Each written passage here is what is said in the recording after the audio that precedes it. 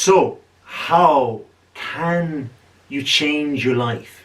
Well, you need to learn this first. So in order to change your life, you need to learn this eye-opening speech, because this will lead you to where you are right now, to assess where you have been since 2009. Why? Because in 2009 in America, one of the greatest nations in the world, most populous and yet most free and open, that was when Barack Obama, the president, the US president, had his inauguration speech, and it was a famed speech for years after. It was in reaction to the world recession also, which happened a year earlier. Now, as you listen, think about how this world, or your world even, has changed since. Try to think about it from a work point of view, from a technology point of view at the very least. And with that in mind, that is how you can control your life from here on in. So let's get into that speech and get the nitty-gritty out of the way. Then we're going to really pick the bones of it and see how it affects you. So on the 20th of January 2009, Obama said, quote, unquote, "My fellow citizens, I stand here today humbled by the task before us, grateful for the trust you have bestowed, mindful of the sacrifices borne by our ancestors. I thank President Bush for his services to our nation, as well as the generosity and cooperation he has shown throughout this transition. 44 Americans have now taken the presidential oath. The words have been spoken during rising tides of prosperity and still waters of peace. Yet, every so often, the oath is taken amidst gathering clouds and raging storms. At these moments, America has carried on not simply because of the skill or vision of those in high office, but because we the people have remained faithful to the ideals of our forebears and true to our founding documents. So it has been, so it must be, with this generation of Americans. That we are in the midst of crisis is now well understood. Our nation is at war against a far-reaching network of violence and hatred. Our economy is badly weakened, a consequence of greed and irresponsibility on the part of some, but also our collective failures to make hard choices and prepare the nation for a new age. Homes have been lost, jobs shed, businesses shuttered. Our healthcare is too costly. Our schools fail too many, and each day brings further evidence that the ways we use energy strengthen our adversaries and threaten our planet. These are the indicators of crisis, subject to data and statistics. Less measurable, but no less profound, is the sapping of confidence across our land, a nagging fear that America's decline is inevitable, and that the next generation must lower its sights. Today I say to you that the challenges we face are real. They are serious, and there are many. They will not be met easily or in a short span of time. But know this, America, they will be met. On this day, we gather because we have chosen hope over fear, unity of purpose over conflict and discord. On this day, we come to proclaim an end to the petty grievances and false promises, the recriminations and worn-out dogmas that too far, too long have strangled our politics.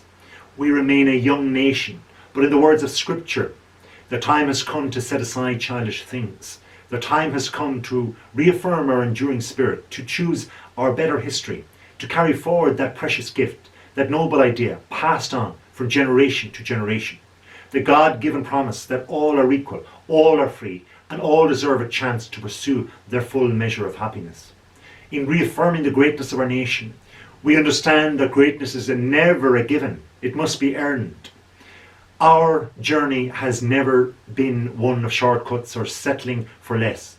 It has not been the path of the faint-hearted, for those who prefer leisure over work or seek only the pleasures of riches and fame. Rather, it has been the risk-takers, the doers, the makers of things. Some celebrate it, but more often men and women, obscure in their labour, who have carried us up along rugged paths towards prosperity and freedom. For us, they packed up their few worldly possessions and travelled across oceans in search of a new life. For us, they toiled in sweatshops and settled the West, endured the lash of the whip and powered the hard earth. For us, they fought and died in places like Concord and Gettysburg, Normandy and in Kishan. Time and again these men and women struggled and sacrificed and worked till their hands were raw so that we might live a better life. They saw America as bigger than the sum of our individual ambitions, greater than all the differences of birth or wealth or faction. This is the journey we continue today. We remain the most prosperous, powerful nation on earth. Our workers are no less productive than when this crisis began. Our minds are no less inventive. Our goods and services no less needed than they were last week or last month or last year. Our capacity remains undiminished, but our time of standing pat, of protecting narrow interests and putting off unpleasant decisions, that time has surely passed. Starting today, we must pick ourselves up, dust ourselves off, and begin again the work of remaking America. For everywhere we look, there is work to be done. The state of the economy calls for action, bold and swift, and we will act, not only to create new jobs, but to lay a new foundation for growth. We will build the roads and bridges, the electric grids and digital lines that feed our commerce and bind us together. We will restore science to its rightful place and wield technology's wonders to raise healthcare's quality and lower its costs. We will harness the sun and the winds and the soil to fuel our cars and run our factories. We will transform our schools and colleges and universities to meet the demands of a new age. All this we can do, and all this we will do. Now, there are some who question the scale of our ambitions, who suggest that our system cannot tolerate too many big plans. Their memories are short, for they have forgotten what this country has already done, what free men and women can achieve when imagination is joined to common purpose and necessity to courage. What the cynics fail to understand is that the ground has shifted beneath them, that the state political arguments that have consumed us for so long no longer apply. The question we ask today is not whether our government is too big or too small, but whether it works, whether it helps families find jobs at a decent wage, care they can afford, a retirement that is dignified, whereas the answer is yes, we intend to move forward. Where you answer is no, programs will end, and those of us who manage the public's dollars will be held to account, to spend wisely, reform bad habits, and do our business in the light of day, because only then can we restore the vital trust between our people and their government. Nor is the question before us whether the market is a force and good or ill. Its power to generate wealth and expand freedom is unmatched. But this crisis has reminded us that without the watchful eye, the market can spin out of control. And that a nation cannot prosper long when it favours only the prosperous. The success of our economy has always depended on not just the size of the gross domestic product, but on the reach of our prosperity, on the ability to extend opportunity to every willing heart, not out of charity, but because it is the surest route to our common good. As for our common defence, we reject as false the choice between our safety and our ideals. Our founding fathers faced the perils we can scarcely imagine, drafted a charter to assure the rule of law and the rights of man, a charter expanded by the blood of generations. These ideals still light the world, and we will not give them up for experience's sake. And so on. His speech continued. That was in 2009, Obama's inaugural speech. And that was 1 year after the 2008 recession, world recession, that came overnight. Then, years later, in 2017, Trump came into power, and he was a Republican. So let's think back. We had Obama, who was a Democratic leader, the first black president, whose roots came from Africa, amongst other places, who mentioned that in his inaugural speech, that the toils of men from other lands and so on and so forth. He mentioned that this economy is ailing and we need to create jobs and so on and so forth. He mentioned that technologies was needed to change, and science and the wonders of technologies needed to be helped. All of this too was problems that was inherited a few years later by yet another Republican in Donald Trump, because it was from George W. Bush that Obama had taken over in the first place.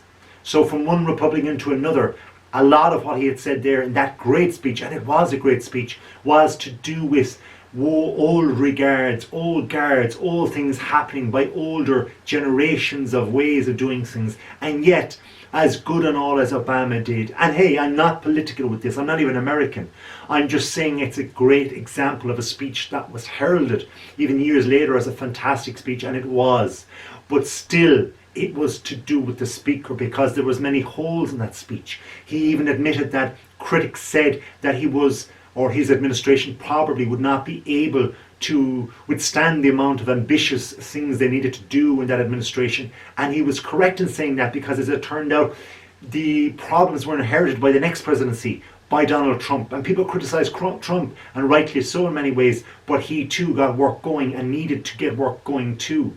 So nor am I a Republican nor a Democrat of America, but the point being is that great speeches such as this, that can make people's hair stand on end simply because they're delivered by these experts like Obama, these things can not be seen as unbelievably bulletproof. Why? Because things change. The fullness of time judges politics, judges speeches like that. But you too can speak. You too can create a fantastic speech. You too can make it so that your speech lasts the fullness of time.